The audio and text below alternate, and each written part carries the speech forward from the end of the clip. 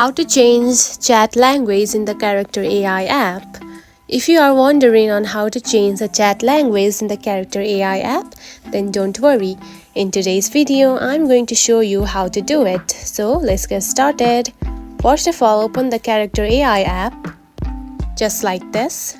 After opening the app, you will see something like this, which are the recent chats.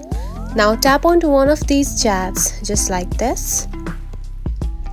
Now here is the one thing that you need to remember, that there is no any built-in feature to change the chat language.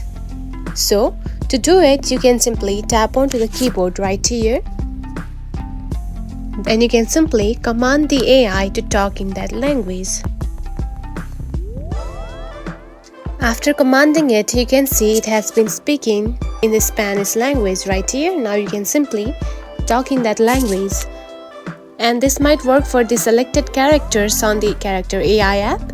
So still you can simply talk on the language that you want to speak. And that's it. This is how you can change the chat language in the Character AI app. If you found this video helpful, don't forget to like and subscribe for more tips. Thanks for watching.